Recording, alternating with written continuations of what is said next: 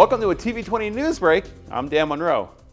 TV20 joins Sustainable Cleveland in the City Hall Rotunda for this year's Earth Day celebration.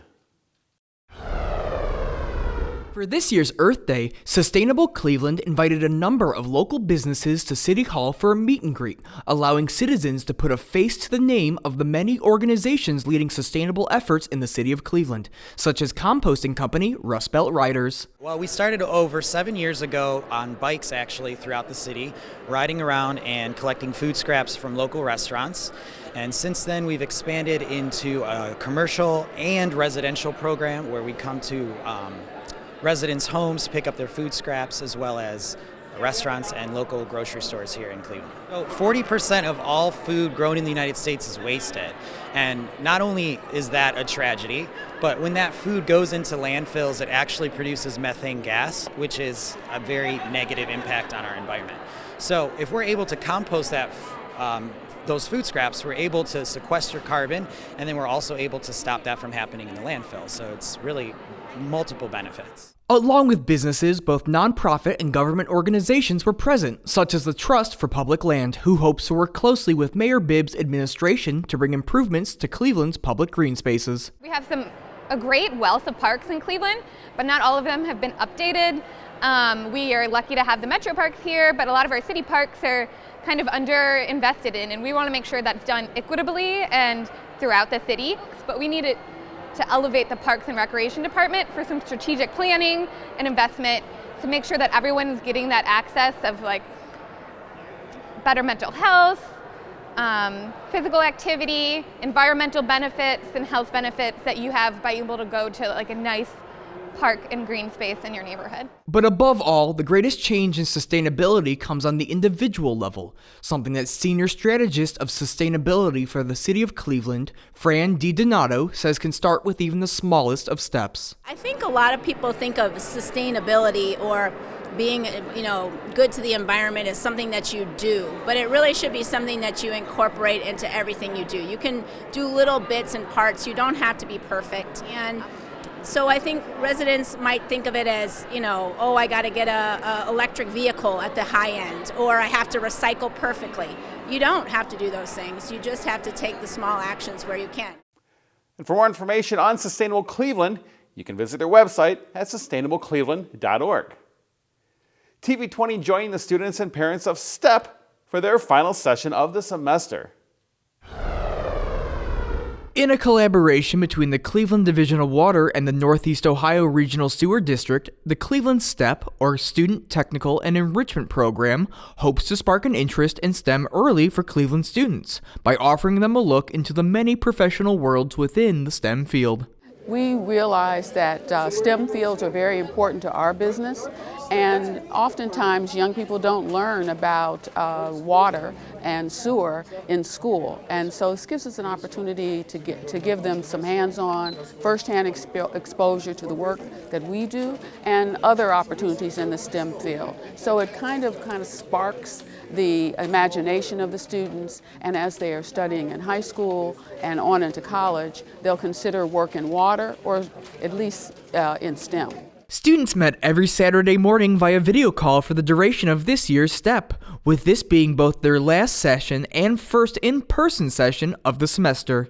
Students had a chance to meet each other face-to-face while also presenting some of the information they've learned throughout this year's program. So I wanted to join this program because I wanted to figure out more careers, opportunities and stuff. I heard about it from her, and I realized that it would be good for after school and knowing what I would want to do with my life. I learned how much goes into taking care of a child and how much it costs, and what goes into cleaning our water. I can't just go pull out a credit card and just not worry about having to pay it back. I also learned that student loans, it's really terrible. I learned so much. It's a very good program. I think everyone should join it. I think it's very informational. You can learn a lot from it. You can start an early career and learn new things, and it's very fun, and it's like fun learning. With a need for STEM only growing, it's the hope that programs like these will bring students right back to the sewer district or the water department once they enter the workforce. We need chemists, we need scientists, we need engineers, we need IT professionals, all of them, to do the very best we can to produce the best and safest drinking water possible for our residents. And we need technically trained people to be able to do this. So we want to get these kids into the pipeline and get them into careers that are science. That's the future. That's a lot of the competitiveness in the world out there, and science and technology positions are some of the best positions that are out there for kids, and we want to encourage them. The students all received a diploma for their hard work over the past several months before all coming together for a group photo, officially marking the completion of this STEP class. The Lexington Bell Community Center recently got a renovation thanks to the Cleveland Early Learning Spaces Initiative. Pre-for-Cle launched their Cleveland Early Learning Spaces initiative at the recently renovated Lexington Bell Community Center, commemorating the first of many improvements funded by the initiative coming to Cleveland's early learning centers. Cleveland Early Learning Spaces is a program that we're so happy to launch today that will really focus on the quality of the early learning facility. So we've worked for the past 8 years really focusing on programs, making sure we have quality teachers and curriculum and all kinds of early learning supports in our preschool classrooms. But we realized that also the facilities needed our support. So we're working with public and private funders and partners throughout the community to help renovate and revitalize the actual physical spaces where children are experiencing preschool and early learning. Pre-for-Cle hopes to raise $20 million to renovate more than 80 learning centers serving at least 6,000 children annually in the city of Cleveland, helping to provide safe and high-quality centers for the underserved youth of Cleveland. Cleveland Early Learning Spaces is an important next step in our work to expand high-quality early learning by allowing centers, home-based childcare, and Head Start providers to improve their facilities to match the quality of their programs. Centers with high-quality spaces see improved student behavior and getting along with others, school readiness, and future academic achievement.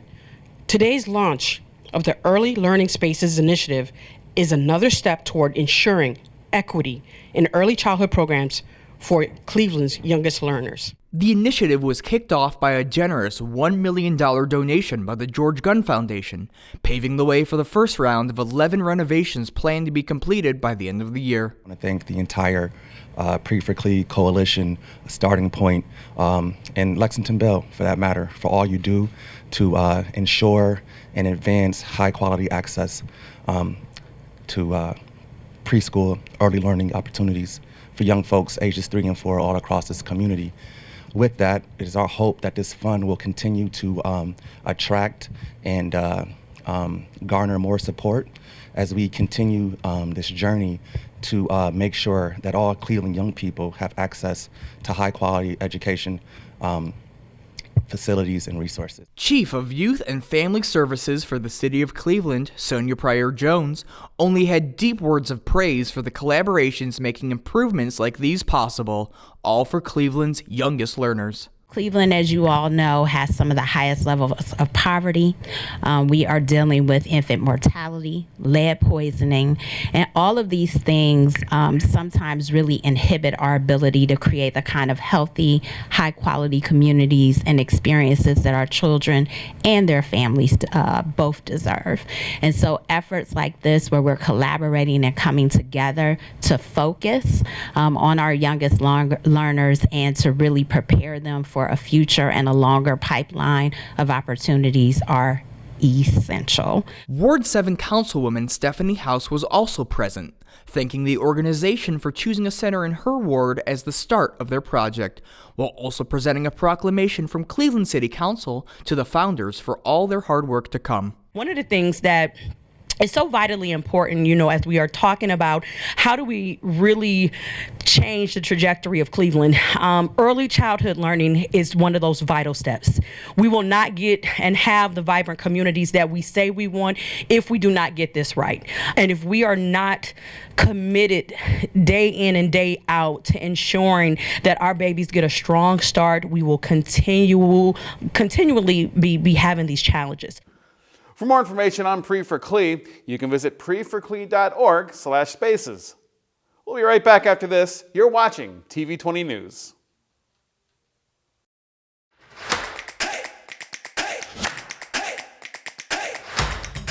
Celebrate the 2022 Cleveland Asian Festival, taking place in Cleveland's Asiatown, Saturday, May 21st and Sunday, May 22nd from 11 a.m. to 7 p.m. Enjoy different cultures with our World Market, ethnic performances, fashion show, and Asian pop competition. Be part of the fastest growing festival in Northeast Ohio. Listen to live music on stage and across the event grounds. Enjoy authentic Asian cuisine from across Ohio. And check out a free health pavilion located in Asia Plaza. Enjoy live martial arts demonstrations and other activities. For more information, visit clevelandasianfestival.org. Welcome back to TV20 News. I'm Dan Monroe. USA Boxing hosted their national qualifier here in Cleveland, and TV20 joined in for the pre-show ceremonies. In a collaboration between the City of Cleveland, the Greater Cleveland Sports Commission, and USA Boxing, the national qualifier brings boxers from ages 15 all the way up to 40 to compete in a spot for the 2024 Olympics. Boxing is more than a sport. It brings people together. It brings our community together, and it saves so many lives all across our city. And I remember the first boxing match I saw, my dad got his last $50 and paid for the Tyson Holyfield fight. And everybody from the block was in our living room watching that fight. That's boxing. It's about community and uplifting our community. So again, thank you so much. Hope you guys enjoy this evening's events. Take care. Boxers, both amateur and professional, were invited to the Alumni Recognition Banquet for an evening of food, drinks, and celebration of all things boxing. Well, as we kick off the national qualifier tournament for USA Boxing, which is drawing boxers, as you said, from all over the country, we wanted to celebrate the history of boxing within Northeast Ohio, particularly at the amateur level. So we wanted to start the week to kick off the tournament by celebrating all the greats from Northeast Ohio and really have this transition from the past to the present with the tournament starting tomorrow. So tonight's about honoring the legends who have given their lives to USA Boxing, particularly from the Cleveland area. A lot of champions get awarded when they're gone. We want champions to be awarded while they're still here to show our appreciation. TV20 had a chance to speak to a few boxers from Ohio, both current and retired, and hear their stories of their time boxing. Actually, my first time in the ring was a tough woman contest, and that was crazy. I really didn't train for it. I just did it, and I knocked the girl out in the first round, and that's when I kind of got interested in it a little bit more and started training. And I was at a gym just hitting a heavy bag, and my current trainer saw me hitting heavy bag and actually thought I was getting ready for something, for a competition. And I told him basically I'd never done this, so he took me under his wing and we went from there. You know, it's funny. I don't think about any of my fights except for one. I was in the profession. I was maybe 15-0 at the time. Me and my opponent was up against the ropes, and he hit me in my chest so hard I flew from one end to the other. It was crazy. And I just imagine if it was a few inches higher, it would have been on the chin, and I probably would have went to sleep. As an amateur, when I was fighting in the tournament to fight in the Olympic trials, that's one of my best victories when I fought in the Olympic trials. You know, unfortunately, I didn't win the Olympic trials, but to be one of the 8 in my weight class to fight in that tournament is amazing. And then obviously as a pro, I fought for a world title against the guy they call the Monster. You know, I didn't win, but, you know, the experience is still there, and we're still pushing. We're still one of the top guys, and I'm looking forward to get another title shot. USA Boxing and the Greater Cleveland Sports Commission held a press conference at Cleveland State University's Wolstein Center ahead of the 2022 USA Boxing National Qualifier to discuss the importance of hosting this event in Cleveland and what boxing fans can expect during this week-long event.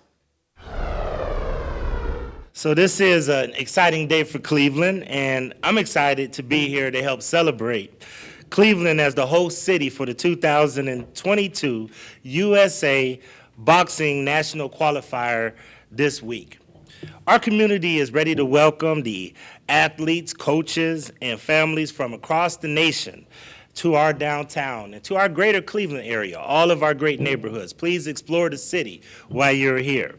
We're proud to showcase all of our restaurants, our shops, our attractions, and welcoming atmosphere to so many of the visitors. You'll find out very quick that Cleveland is Midwest friendly, Midwest values, and we embrace all of the families that will be coming here from across the nation. When we host a national championship caliber event from an Olympic governing body, it elevates what the event means. And and Mike Campbell mentioned, we have 2,000 people here. This event is going to bring $2.5 million into our local economy. It's tremendous and important from that standpoint. But the fact that this is bringing these boxers and their passion from all over the country to our great city means even more to us. This national tournament being here in Cleveland is perfect for our city, but beyond that, it's perfect for these young kids. You've got 8-year-olds that usually don't get a chance to compete in the same room as the 17-year-olds, as the 21-year-olds, and the list goes on. And so I think now is a prime opportunity for amateur boxing. It's a prime opportunity for the sport, amateur boxing, to grow, for USA Boxing to grow. And honestly, I'm very humbled to see that it starts to grow here in Northeast Ohio, right here in Cleveland.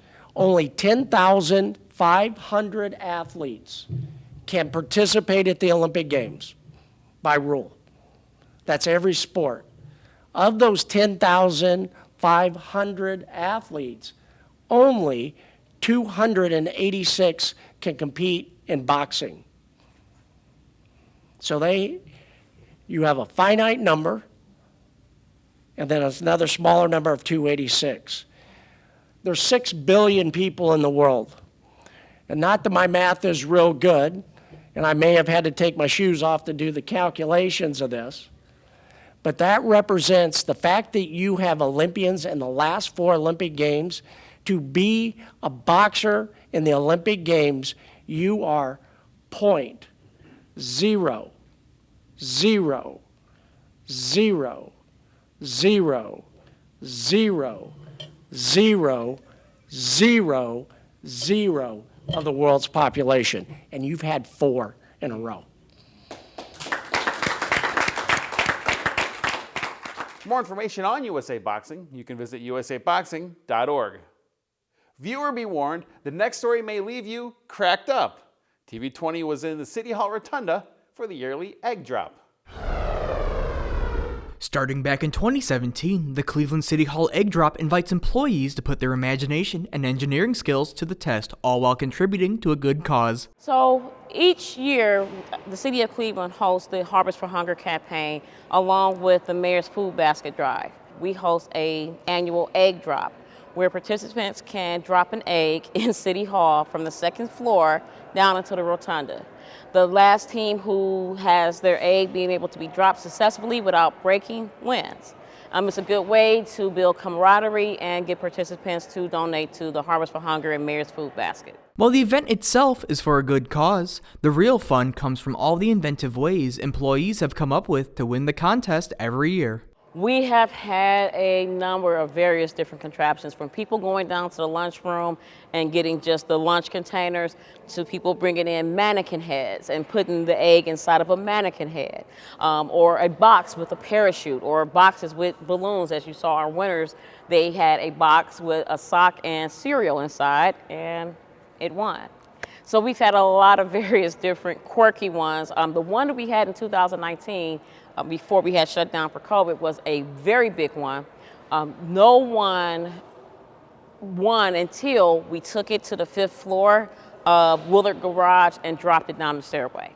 Though the event takes place in City Hall, all City of Cleveland employees are welcome to participate. So this is our first event since reopening to COVID, and a lot of people were excited about participating or just coming to observe. As you can see, the rotunda had, a nice group, and it gets people out the office from other departments. You don't have to be within City Hall. You can be from public utilities. You can be from waste. It doesn't matter. If you want to participate, all you have to do is build a contraption that an egg will not break should you drop it from the 2nd floor into City Hall. Finally, an internet bachelor took his date to Cleveland and caught the attention of TV20 News. 50 Dates, 50 States is as simple of a premise as the name sounds. After a successful first season, self-proclaimed Romeo on the road, Matthew Wernig is now on his 21st date of season 2.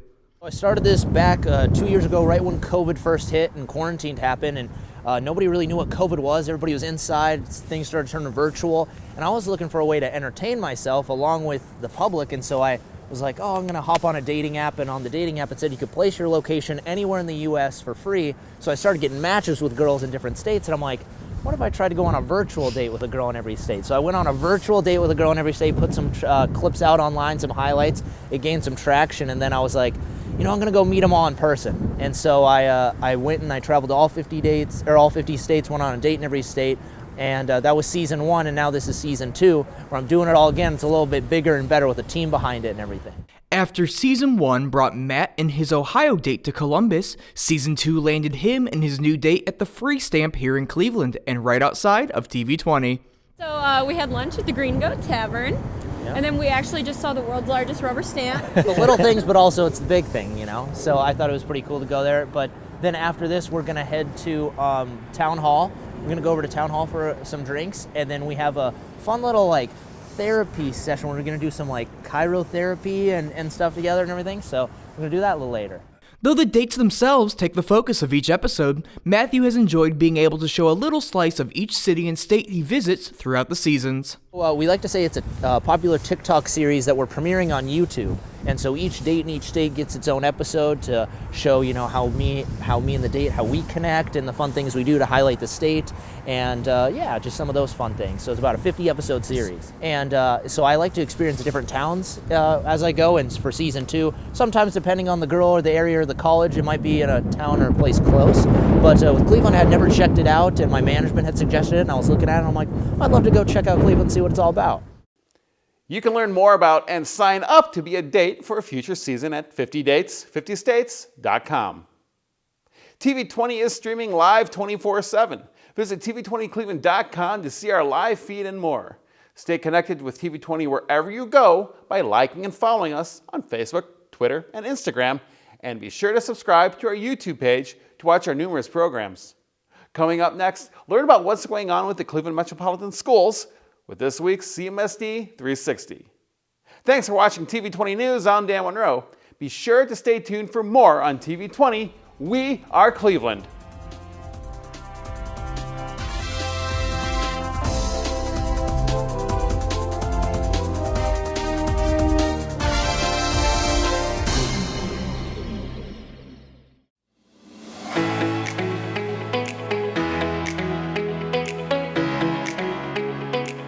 Hello, I'm Darielle Snipes with the CMSD News Bureau. Welcome to CMSD 360, a look at news happening around the district for the week of May 1st. Sunday is National School Principals Day, a time set aside annually to remember our principals and other building leaders for the work that they do all year. So let's say thank you to our principals. This is National Teacher Appreciation Week. Teachers are the backbone of CMSD and are shaping the lives of our scholars each day. Throughout the week, we'll be celebrating our teachers for all they do. If you are doing something special for your teacher, please tag Cleveland Metro Schools on social media so we can celebrate them as well. And for all our teachers, a round of applause and a huge thank you. We also need to celebrate our bus drivers. The Ohio legislature designated the first Monday in May as School Bus Driver Appreciation Day. Our bus drivers make sure our scholars get to and from school and school-related events safely each day. Please take a moment to thank the men and women working in our transportation department for the effort they make in keeping our children safe each day. May is also Asian American and Pacific Islander Heritage Month.